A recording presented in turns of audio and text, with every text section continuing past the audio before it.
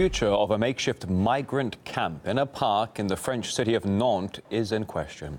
Some 400 to 500 people have pitched up there, with sanitary conditions now so bad that doctors are warning of an impending epidemic.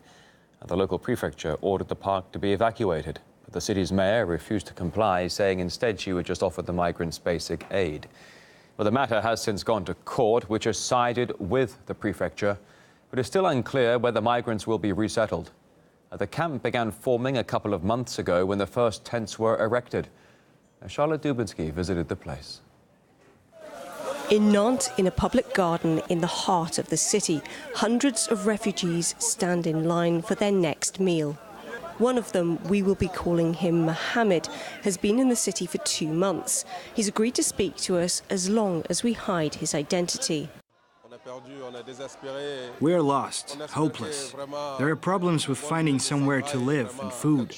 We don't sleep well. It's very tiresome. It's painful. Very painful because there is a risk of epidemics here. I'm not at all happy because we are in danger here. And sanitation is a big issue. It's estimated that around 500 people live in this camp, yet there's only one toilet and just a single water tap. They've been here for weeks after being expelled from an abandoned building nearby. And a problem that was once being masked in Nantes is now in full view, and locals are getting increasingly worried.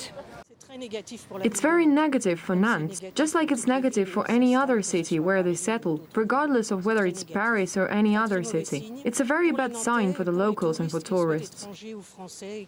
I think we need to evacuate them from and move them outside of the city. It's not good for Nantes. We try to have a clean city, but today the hygiene conditions are not being respected.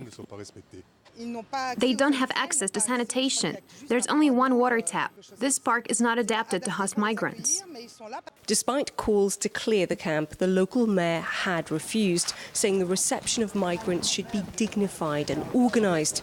But so far, it's anything but. The camp has been deemed an eyesore and a major sanitation issue by many locals, and it's also a big worry for humanitarian groups. There is a problem with Town Hall that doesn't want to take responsibility for the emergency, and it's a humanitarian emergency here. They are not economic migrants, they are political migrants. 95% come from war zones.